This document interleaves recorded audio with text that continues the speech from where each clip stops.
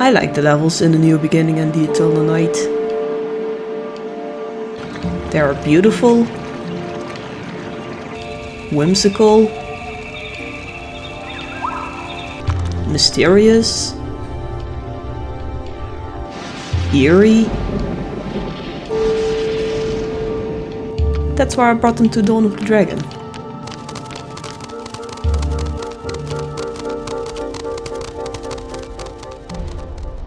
Hey there! If you don't want spoilers of this texture pack and just want to jump to the tutorial, go to this timestamp. Okay, bye! Some of you may already be familiar with this texture pack from my synchronized challenge. Turns out, this texture pack wasn't finished.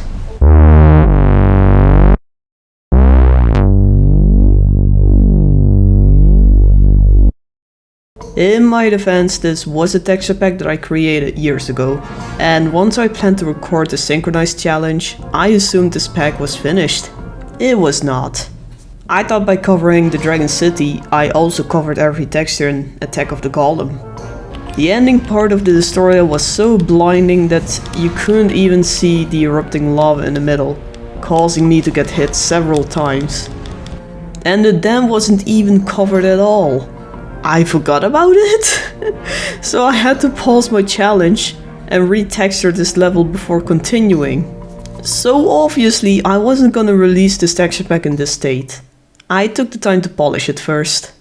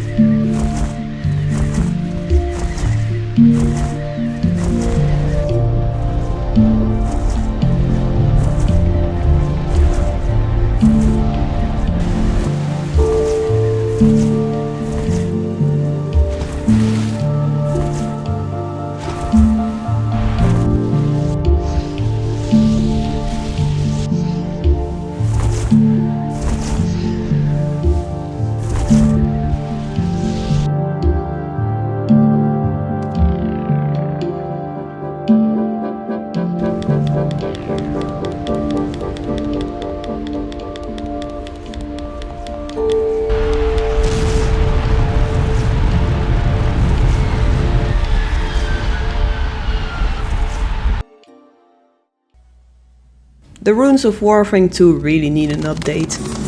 This level is based after the Celestial Caves, and I completely forgot that the textures may be white, but they appear as blue and purple in the Eternal Night through vertex colors. They got a paint job and looks so much better now. Especially this spot that was way too bright seems to be fixed now. Unfortunately, Runes of Warfang has its own vertex colors, and some parts of this level will remain this yellow-brown color. Nothing I can do about it.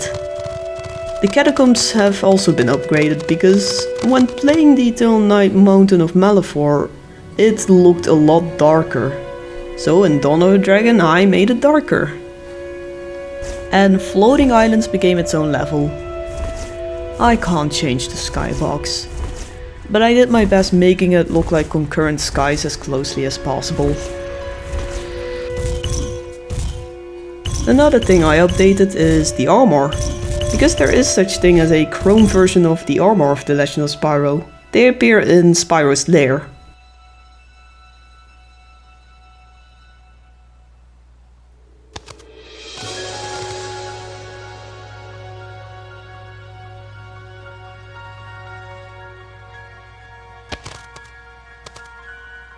The UI has also been updated. It uses pictures of Krome, Spyro and Krome Cynder. The elements uses the icons from Krome, and I edited Cynder's elements to make them match the Krome style a bit more.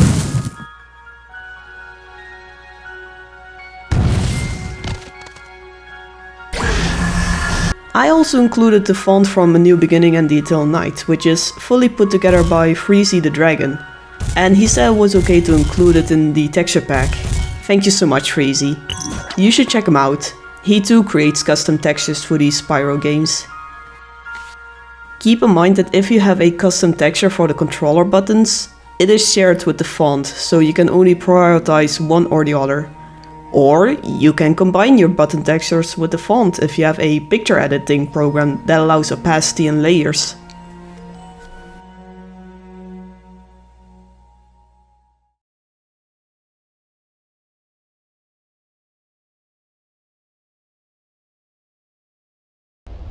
While I'm willing to share this texture pack with you guys, there's a few things I need to mention before you decide to play this texture pack.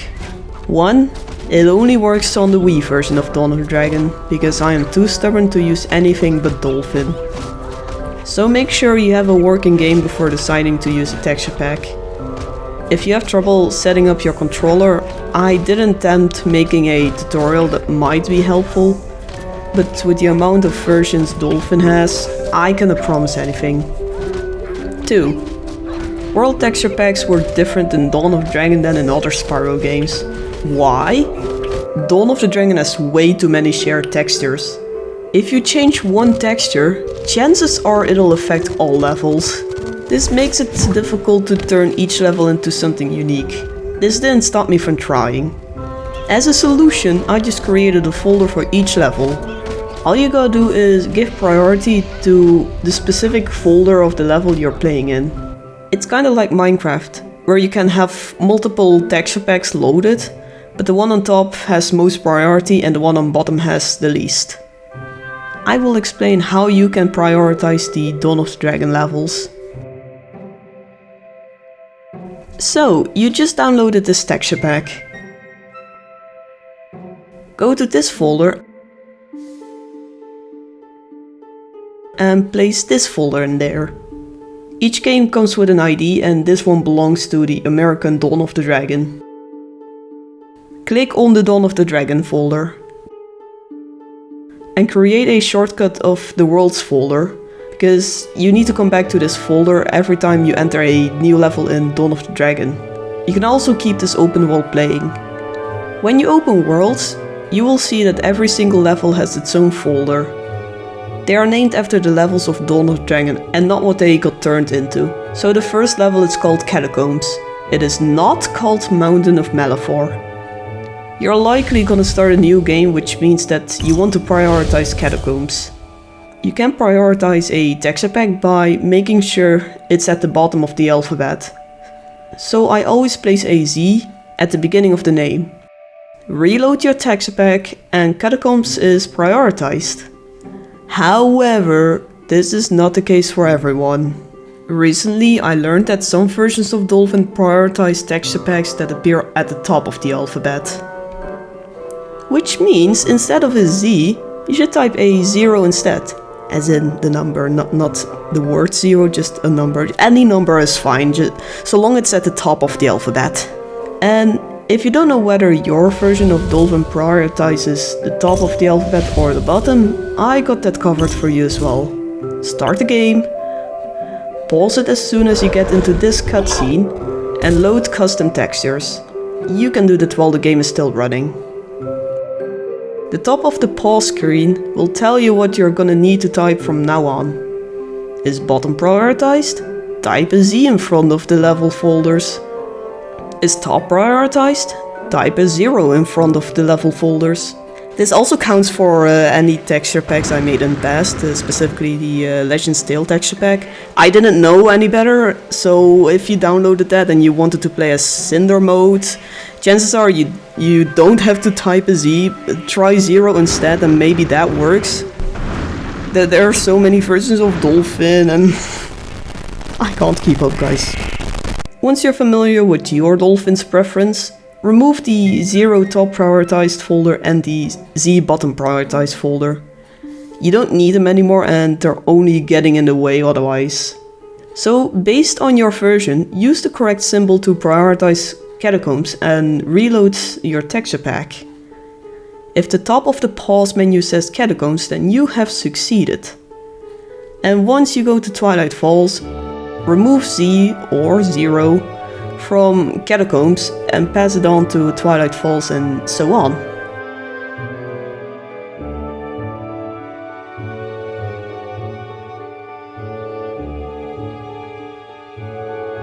If you don't know which level is currently loaded, pause the game and it'll always tell you on the top. It tells you the name of the level to what they are called in the game, and the background matches the loading screen you see before entering the level, so I hope that is clear enough. If you don't update the folders when switching levels, it won't harm your game, but you'll just have the wrong textures loaded in the wrong levels. It may be a bit tedious, but this is the best solution I could create for a world texture pack where all levels in Dawn of Dragon can look unique. If you somehow forgot how to prioritize folders and need a simple reminder, I have placed a readme in the Krome World texture pack with a link that brings you back to this video, at the timestamp where I started the tutorial. I hope everything works out and you can enjoy this texture pack. If you want to play in a custom skin, then you might want to check out my other video that covers that. The Krome World texture pack already comes with a upgraded Spyro and Cynder skin, but you can always play as Ember and Flame or anything else that's available, even your own OCs. More info over there. Have a nice day.